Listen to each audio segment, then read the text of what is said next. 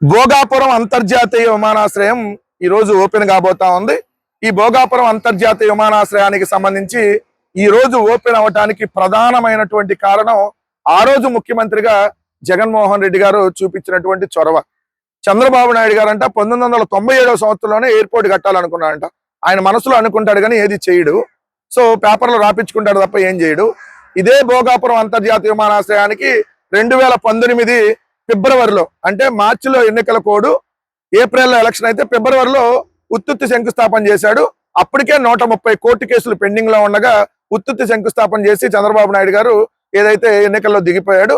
దాని తర్వాత వచ్చినటువంటి జగన్మోహన్ రెడ్డి గారు 2020వ సంవత్సరంలో GMR తో ఒప్పందం కుదుర్చుకొని ఏదైతే 2700 ఎకరాల్లో ఎయిర్పోర్ట్ కి సంబంధించి ఏదైతే ఏరో సిటీ అండ్ ఎయిర్పోర్ట్ రెండింటిని నిర్మించాలనేటటువంటి లక్ష్యంతో 2200 ఎకరాల్లో ఎయిర్పోర్ట్, 500 ఎకరాల్లో ఏరో సిటీ నిర్మించాలనేటటువంటి లక్ష్యంతో అన్ని అనుమతులు తీసుకొని 130 కోర్టు కేసులు, supreme court, high court, national green tribunal అన్నింటిలో కేసులన్నీ పరిష్కారం చేసి 4 గ్రామాల్లో 404 కుటుంబాలు నిర్వాసితులు అవుతున్నా ఉంటే వాళ్ళందరికీ ఏదైతే వాళ్ళకి 2 గేటెడ్ కమ్యూనిటీలు 80 కోట్లతో 2 గేటెడ్ కమ్యూనిటీలు కట్టి వాళ్ళందరినీ అక్కడికి తరలించి, అదే విధంగా 960 కోట్లతో జగన్మోహన్ రెడ్డి గారి ప్రభుత్వం రైతులకు సంబంధించినటువంటి భూములన్నింటినీ సేకరించి కేంద్రం నుంచి NOC తీసుకొని 2023 మే 3న ఏదైతే అంతర్జాతీయ విమానాశ్రయానికి ఏదైతే శంకుస్థాపన చేయటం, అలానే విశాఖపట్నం నుంచి భోగాపురం వరకు 77 మీటర్ల వెడల్పుతో కనెక్టివిటీ రోడ్డుకి ఓ ప్రణాళిక సిద్ధం చేసి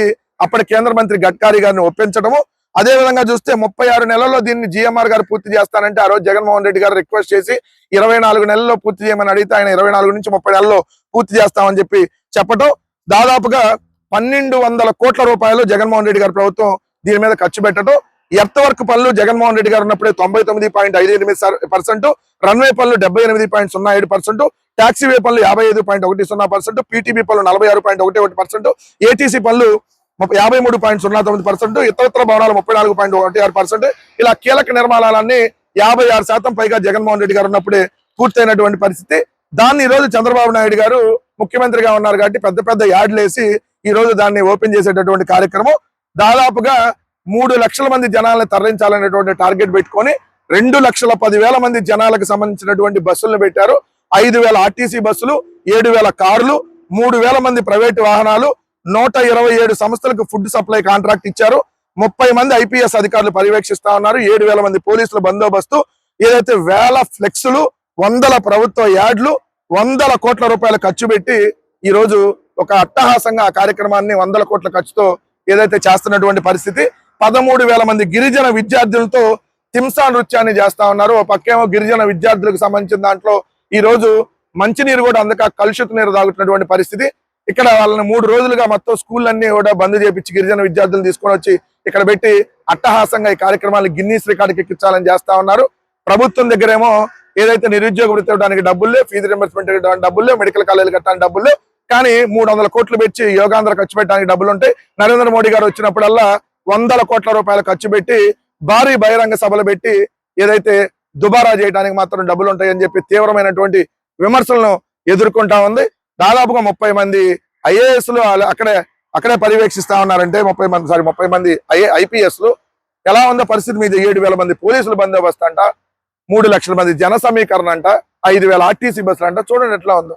సో ప్రభుత్వానికి దుబారా మీద శ్రద్ధ ఉంది, ప్రభుత్వానికి దోపిడీ మీద శ్రద్ధ ఉంది తప్ప విద్యార్థుల భవిష్యత్తు మీద కానీ లేదంటే ఇక్కడ ఉన్నటువంటి సమస్యల మీద కానీ దృష్టి లేదనేది ఈ రోజు తీవ్రమైనటువంటి ఆరోపణలు ఎదుర్కొంటా ఉన్నారు. ఈ రోజు ఇంగ్లీష్ పత్రికలు, హిందీ పత్రికలు, తెలుగు పత్రికలు అన్నిట్లో ఫ్రంట్ పేజీ యాడ్లు, అదే విధంగా అన్ని యూట్యూబ్లు, అదే విధంగా ఏదైతే తెలుగుదేశం పార్టీకి సంబంధించిన యూట్యూబ్లు, అదే విధంగా వాళ్ళ ఛానల్స్ లో యాడ్లు.